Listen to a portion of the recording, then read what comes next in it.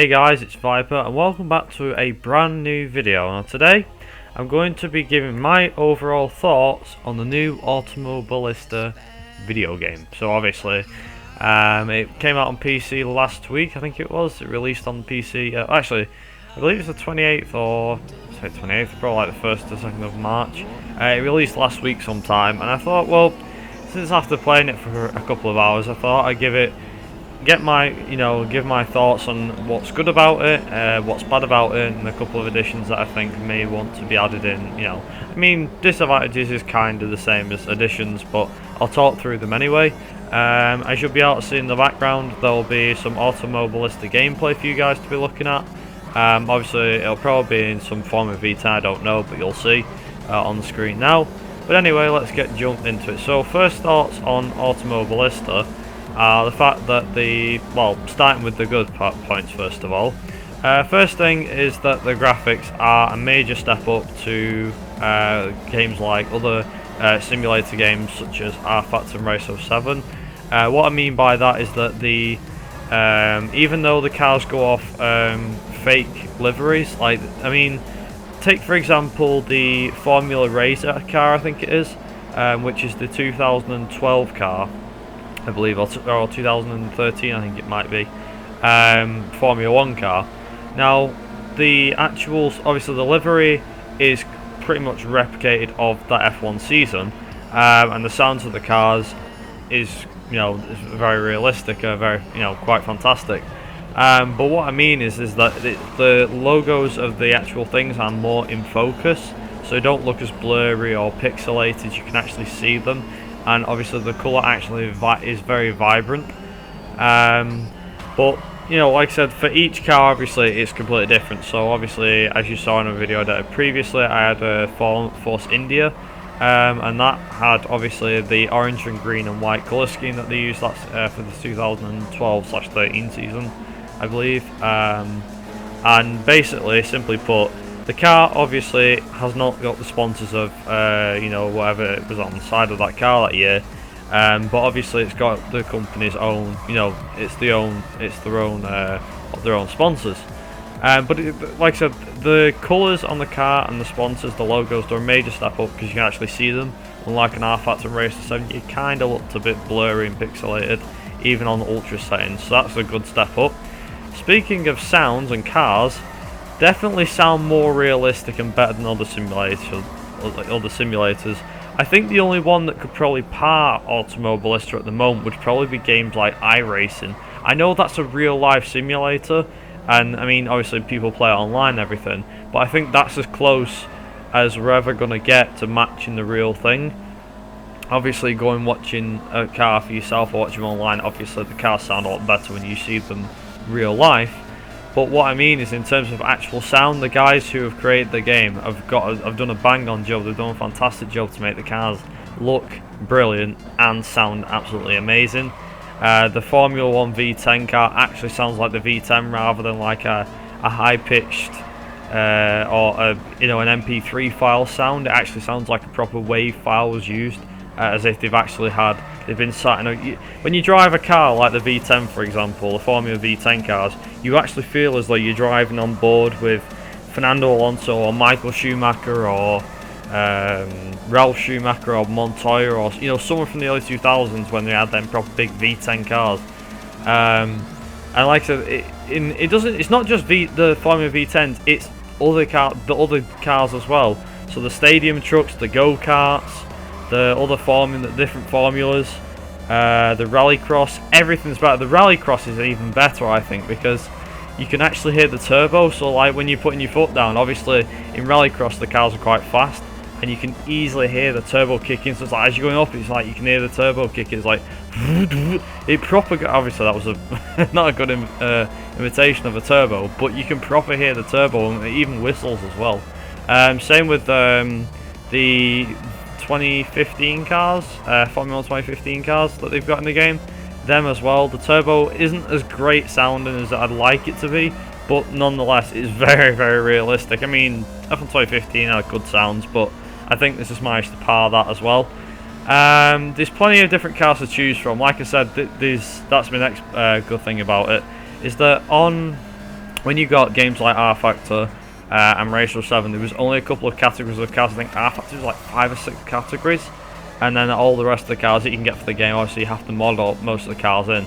I've got something around 20 to 25 different mods, maybe 30 even, on R Factor, which gives me a list of about 100, maybe 200 cars to drive on that game, whereas Automobilista's got about 15 to 20 different game car types, sorry, to choose from, and each one, like I said, has a unique sound to them, and they're very good. And like I said, it's something that's very, very good about the game, you know, something like that. Next brings me on to my next point, the game modes that are in the game. Now, albeit there's only a few, but then again, it feels similar to what R Factor had. I'm going to compare it quite often to R Factor and Racer 7, since I played the hell out of those games. I have done, obviously, notes on the channel before I took that break. I've been playing it quite a bit, and also doing that new career mode as well. But the main thing of it is that there's obviously a championship mode, the time attack, time trial. You can actually testing, so it's really good to see that those game modes have stuck. Same with the replay theatre as well, which is another one. If you ever want to watch your races back, it's good that they've managed to keep that replay theatre feature in there. Because say if you're online, or in case of say racing leagues such as Nebula, which I know use R Factor at the moment, I don't know if they ever think about using Automobilista, probably not. But if you ever watched a Nebula race, or anyone who's raced online before, especially on R Factor, the replay of that race gets saved, and the same thing applies here. Now Racer 7 also does it, but it's good to see that Automobilista is following that trend of you can watch your races back. I'm not sure iRacing does that, so I haven't played iRacing for about a year and a half. I mean, I don't really keep up the subscription thing, but you get my drift.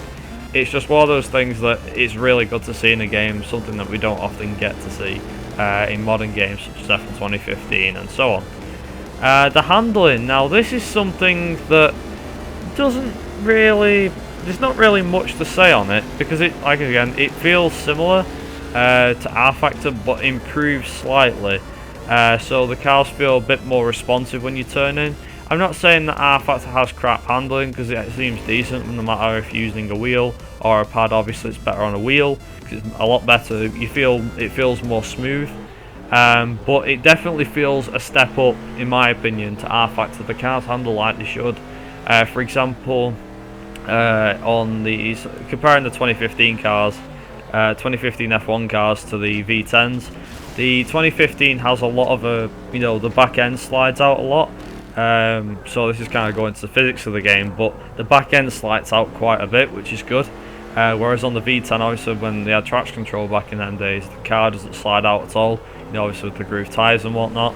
The main HUD, which is my next point that I'm moving on to, the main HUD from the game, it has a weird feel. Now I don't know if the guys who created this worked on Assetto Corsa, but I can definitely say this for now. I've not played Assetto Corsa myself, but from looking at the HUD that's on that game and comparing it to what Automobilista is like, it looks pretty damn similar. Like, I mean, the numbers, the font, the HUD, like, not the HUD, obviously the HUD, that's what we're talking about, but the numbers that's used, the font that's used, the layout, that's what I meant to say, the layout of the actual thing. And also, there's a map on the left-hand side, something that R Factor didn't have. The bottom left, you can see there's a map. I believe that's on, again, something that's on Assetto Corsa as well. And it's very nice to see the whole thing. The whole HUD actually makes the game feel even more impressive. Not just because of the fact that it works properly, pardon me. Not just because of the fact that it works, but also because of the fact that it fits the game perfectly, in my opinion. It really does. Moving on to the next side of things is the online part of it. Now this is in my positives, because I've not really played the online much, but from what I have played, it feels like something new. Now that sounds a bit daft considering, well, pretty much all games are near enough the same. R Factor, Racer 7 and this one, they're all near enough the same, they're all simulators.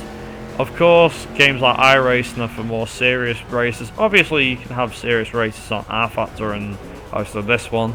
But the game feels a bit more different, because obviously you've got the different categories of the cars, and it's not just racing. It's not like you're going on a game and driving in F1 cars all the time, like on F1 2015 or whatever. You actually can drive several different cars, such as the trucks and so on, as I mentioned before, which is fantastic. Moving on to the downsides now. Now, this is just some things that I picked up on whilst I've been playing the game, obviously. The first one is that there is a few glitches with the HUD every now and again. Now, it sounds a bit odd, and I know it sounds like I'm being picky, but believe me, just bringing it up won't hurt, I'm sure.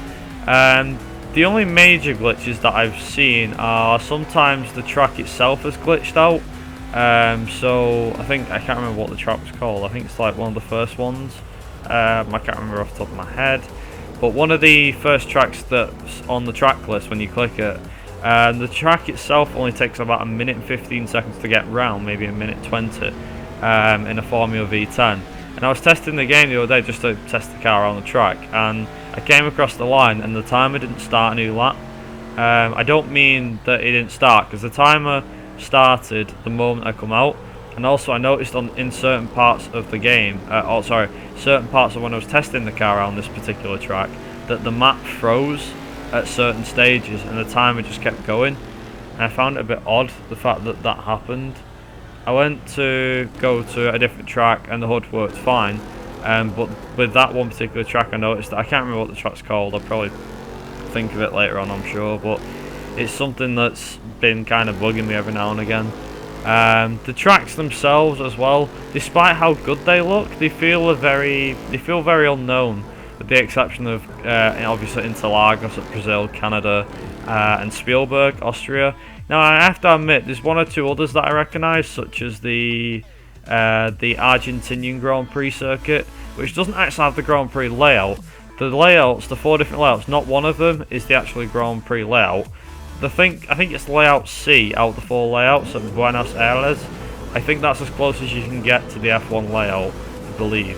Either C or D. Actually, no, D is a very short one. But yeah, they feel very unknown, which isn't a great feeling, because you go around tracks thinking, hang on, I've never raced this one before. And also the tracks kind of feel, most of the tracks in the game, they kind of feel as though they're meant for one type of car, rather than each car. So what I mean by this is that tracks like Canada and Austria and Brazil, obviously an F1 car can go around them, but around half the tracks or some of the tracks, you can actually have different cars go around the same track and it won't feel right. When I say it won't feel right, I mean obviously it'll feel new, but some of the tracks actually just don't feel as though they're made for them cars. So an F1 car going around a small circuit doesn't feel right at all. It feels more like something a go-kart would go around or things like that, which is a bit disappointing, but it's just something that how I felt whilst playing the game. Another thing to mention, speaking of the tracks, is the rallycross tracks. Now, the rallycross tracks themselves are a good mixture. Now, I'll give them benefit where, give them credit where it's due, not benefit. Give them credit where it's due. The actual tracks themselves do feel, they've got a good mixture of tarmac and dirt. Some are obviously complete mud or dirt, whatever you call it. And it feels good, they feel good to drive on. However, the rallycross tracks can only be driven on by rallycross cars. Now I like that feature, but then the problem is that it's not that's the problem. It's the fact that the rallycross cars themselves cannot be driven on any of the other tracks, so just normal tracks. They can only be driven, if you go on the rallycross, you can only drive on a rallycross track. A rallycross car cannot drive on the Canadian Grand Prix circuit or the Austria, the Red Bull Ring. It's really weird. I don't like that whole idea. It's because sometimes I really want to drive like a rallycross car around that, and sometimes I have to go back to R Factor in order to do it. Now obviously that's me suggesting an alternative there, but it's just something that I think could be changed maybe in a future update possibly. Online lobbies can be a pain to set up sometimes. Now I've set up 1 or 2 maybe, tried to anyway, and the interface for me is complex as anything. I have to admit, it's not as bad, giving credit where it's due, it's not as bad as R Factor with that, with the multiplayer you know, the multiplayer setting up there, because you have to open the LAN and blah blah blah in order to get it to work, and it's a pain in the ass essentially. So it's not as bad as R Factor, but it still can be a pain to set up. Even just a simple 3-lap race around Interlagos, for example, it can be a little frustrating. Speaking of lobbies and things like that, the menu itself feels a little dull. This is just mainly down to its colour scheme of black, red and a bit of white. Don't get me wrong, it feels like McLaren's F1 livery at the moment, which is black and red. I like that livery, but it's, for a game like this, the livery just doesn't make the game feel good. I mean, the game's good and all in its main aspects, but the actual menu screen just feels a bit bland. You know, a bit dull, something that I don't... It's just something that doesn't fit too well. So, speaking of which, the music too doesn't really help either. It feels a bit... I mean, it's a bit relaxed in some areas, but then this music, you think, why the hell is this even menu music? It doesn't feel like a game anymore. It feels something like you're playing Call of Duty or, you know, playing something different. But that's the negatives about the game that I picked up on. Quite a few I know. And finally, just a few additions that could be added in. A few more cars rather than just like, for example, rather than just having the one car in some sections, such as like the Rallycross, because you can only have the Mitsubishi Lancer Evo 8 or 9, I think it is. Maybe have Subaru Imprezas, Ford Focuses over the years, Citroen Zaras and things like that. Cars that participated in the Rallycross sections.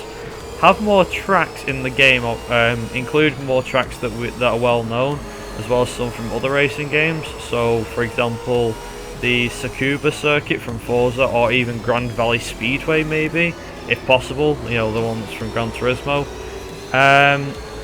If at all possible, now this is a bit of a big if.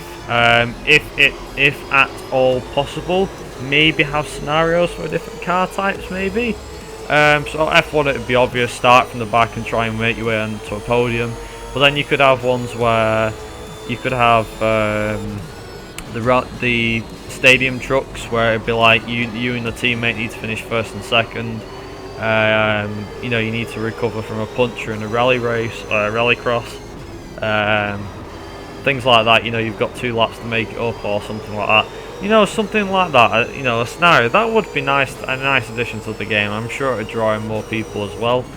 And last but not least, this is just adding to the tracks as well. Like I said, adding circuits from other racing games. Maybe add rally stages. That would make the cars be used for more than just rallycross. The rally cars, I mean, obviously. Stadium trucks could go on a rally stage, and if possible, maybe release the latch a little bit on what cars can be used around tracks. So obviously, put a latch on F1 cars being used on a rallycross stage and a rally stage. Obviously, they've already done that, because you can only use rallycross cars. But maybe you could probably have... I'm pretty sure you could have stadium trucks racing around rallycross circuits. It'd be really hectic, but I think it'd be a hell of a lot more fun. I'm not saying that rallycross is crap or boring, because it is really good to play on the game. But I think maybe unleashing other cars and letting them off the hook a little bit would make the game a lot better than it already is. That's just my thoughts.